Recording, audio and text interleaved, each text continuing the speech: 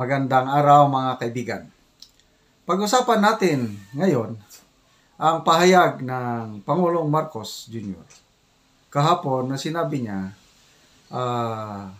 ang laban ng gobyerno versus sa mga communist terrorist ay nagtagumpay na. It's a success, sabi niya. So, ang aking tanong dyan is, kung matagumpay na ang laban natin kontra mga komunistang terorista, bakit may peace talks pa? Yan ang pupuntuhan natin mamaya. Okay, ito, kahapon may video message ang PBBM natin sa Facebook. Sinamaris niya doon ang ganansya o the gains of the campaign against armed threats to vigorous operations of our security forces. Okay, ito ang kanyang exact statement. Sabi niya, "Now, we can report that there are no more active New People's Army guerrilla fronts as of December 2023. We will continue to fight for this. The performance of the Armed Forces of the Philippines is good. The performance of the police is good. And the coordination of the Secretary of National Defense, Department of National Defense, and all our intelligence agencies are good. They are working together. That's why our campaign against internal terrorism is a success." Okay. So, sang-ayon ako na napakatagumpay ang kampanya ng ating gobyerno laban sa mga komunistang NPA. Pasalamat tayo sa sinimula ni PRRD na itinutuloy ng PBBM admin at ako sa paglilibot-libot ko dito sa Mindanao, yung mga liblib na lugar, halos wala na talagang kung meron man, mangilan-ilan na lang, nabibilang mo na lang sa daliri sa mga area na napupuntahan ko. Nasa liblib na sa mga ka-forested areas na lang dahil wala na silang mass base, wala na silang suporta sa mga tao. Okay? So, congratulations sa ating security forces dahil unti-unti nga tayong nagkakaroon ng kapayapaan pagdating dito sa communist insurgency is concerned. Okay. Linawin natin yung guerrilla front. Guerrilla front, medyo maluwag ang area niyan. Composed of several municipalities. 3, 4, 5 municipalities, isang guerrilla front. Nung kalakasan nila, nung battalion commander ako, umaabot ng sobra 200 guerrilla fronts all over the country. Sa area of operations ko lang, 29th Infantry Battalion sa Caraga Region, 4 na guerrilla fronts ang kaharap ng aking batalyon. Tapos ang arm strength ng bawat guerrilla front aabot ng mga 300 armed fighters. So malakas sila nun.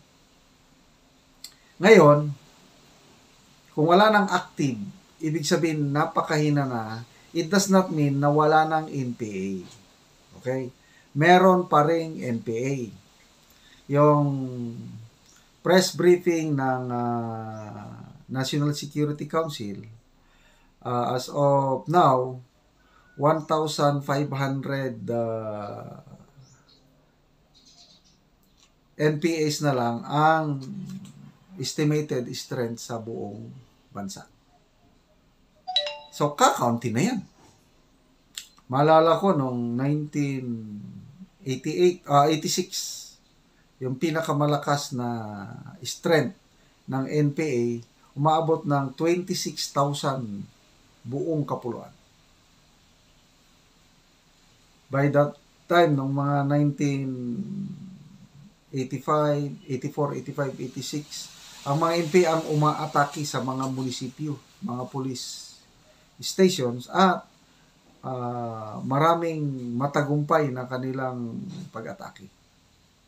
So mabuti na lang at nalagpasan natin yung ganong na napababa natin, at ngayon nga napakababa na po yung 1,500 all over the country. So ito na yung tanong. Kung matatawag na tagumpay ang ating internal fight against terrorists, bakit kailangan pang mag-peace talks?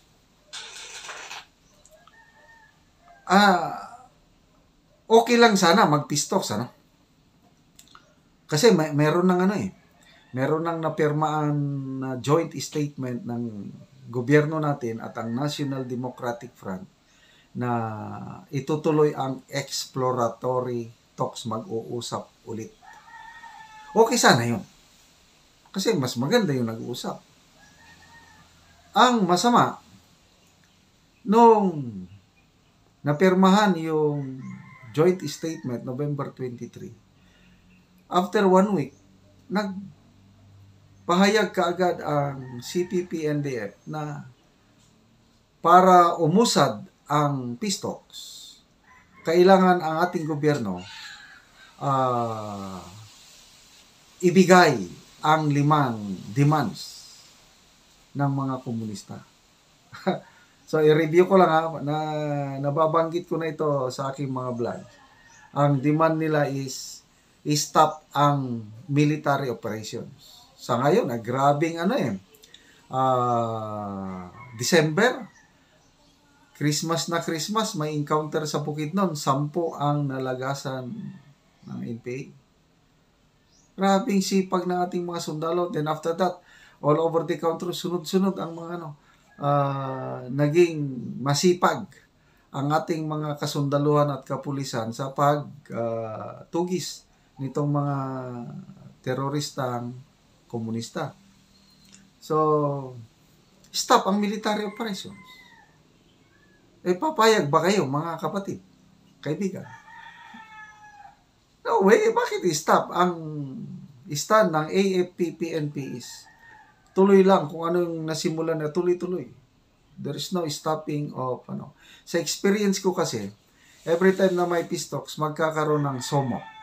SUMO. Suspension of Military Operations. So, yun ang nakaka-alarma. Kakaunti na sila ngayon, tapos magkaroon ng ceasefire. Nako, babangon ulit yan. Makakapagpahinga, makaka-recruit, makaka-generate na naman ng pundo. Yun. So, demand. Bakit mag-demand sila? Ano pa? I-abolish ang NTF-ELCAC. Napakalaki po ang accomplishment o naitulong ng NTF-ELCAC sa sugpo sa mga teroristang komunista. Ang ganda yung approach, yung whole of nation approach. Yung bang bigyan ng pundo, yung i-clear muna yung liblib na barangay, yung mga kontrolado ng NPA. Once na na-clear na ng AFP at PNP, yan, bubuhusan na ng millions of funds. Noong panahon ni PRRD, pinakamataas yan, 20 million per barangay. Ang daming, daming pera na, ang daming proyekteng magagawa. So, medyo nabawasan lang ngayon. Hindi ko na alam magkano ang, kaya millions pa rin, I believe. Kalsada, tulay, patubig, kuryente. Daming magagawa nitong NTF. Yan, padi-dissolve ng mga komunista. Payag ba tayo? Next, i-repeal ang anti-terrorism law. Ay, bakit mo i-repeal na? Nandyan na yan eh. Pinaghirapan ng Kongreso ng ilang taon hanggang dumating sa Supreme Court. Ngayon, nag-declare ng Supreme Court na talagang constitutional. Patupad na eh. Gusto nila Kasi takot sila sa anti-terrorism law, mabigat ang parusa. Ano pa? Tanggalin ang terrorist tag.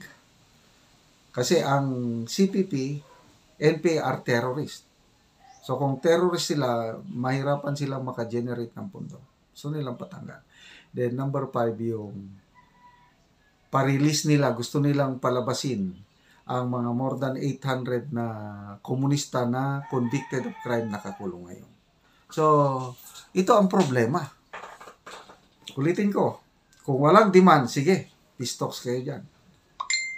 So sana, hindi mag-give in ang ating gobyerno sa demands. I don't know kung kailan magsimula ang exploratory talks. March ba? Basta, sisimulan yan. Good luck po sa ating gobyerno na ito, gastos na naman ito. Sana huwag sa Netherlands. Dito na lang para makatipid ang gobyerno para yung pondo magamit pa sa itulong sa mas nangangailangan. Basta ako, medyo duda ko sa peace talks nito kasi yung mga komunista na yan, hindi mo talaga mapapagkatiwalaan. Lulukuhin at lulukuhin lang tayo. Ang peace nila, ang kapayapaan sa kanila is mag-surrender ang AFP, PNP o ang gobyerno para sila ang mamuno. Yun ang peace nila. Hindi pwede. Ayaw din nilang mag-surrender ang NPA. Kaya kung mag-surrender lang ang NPA, okay. Kahit araw-araw kayong mag-peace talks, basta may assurance na lahat ng NPA mag-surrender. Kahit nandyan ang mga Communist Party members, nandyan ang mga Makabayan Bloc, no problem. Basta walang armadong NPA na nanggugulo sa mga kanayunan.